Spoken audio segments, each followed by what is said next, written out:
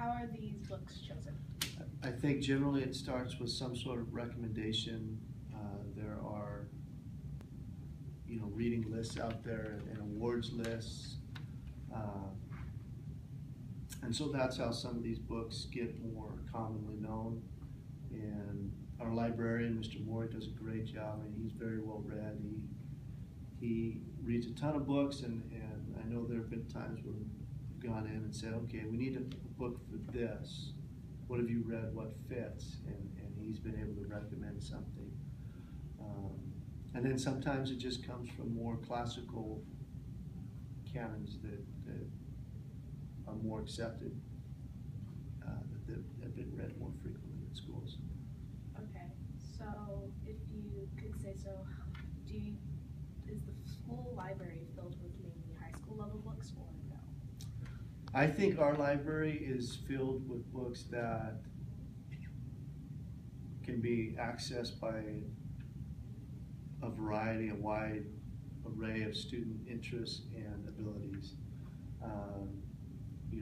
We understand that our students come in with different backgrounds and and skill levels, and yet what we found is that when students have the opportunity to choose their own books, a lot of times the investment and the growth happens faster. And when I've gone in and worked with Mr. Moore, we've been able to find books of varying degrees, reading levels, etc., that fit all of our students. So I would say on a reading level, middle school and up certainly, and even into college level reading, we have some real strong texts in there. Okay, so who chooses what books we read during those classes?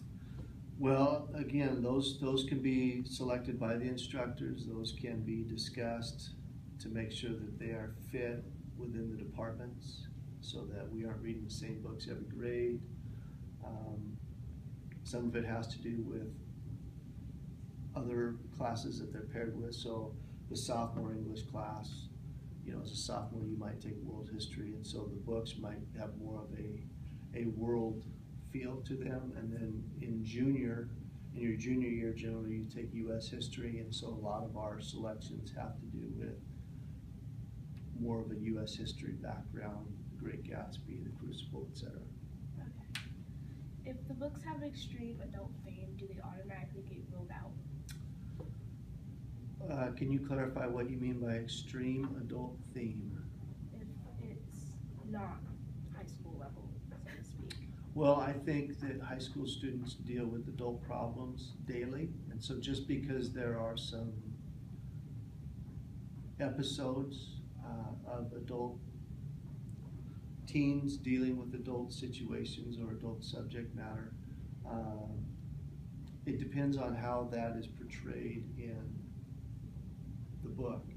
If it is going to be repetitive and just for the sake of presenting this adult content, then no, it would definitely be removed. If it's more subtle and insinuated or implied that some of these things are happening, I think it lends itself to discussions that teens need to have about the types of issues they are facing and are going to face. So not necessarily automatic, it depends on how it's handled, but we do have to understand that we have a teen, a growing audience, and so something that's just embedded with lots of adult content probably will be set aside. Okay.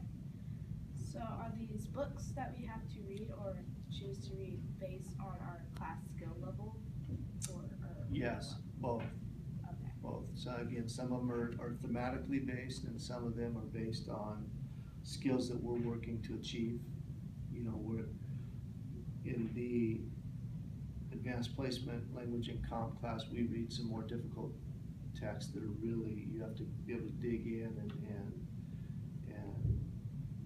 identify elements and vocabulary, and those are different certainly than the types of books we might do in lit circles or independent reading projects.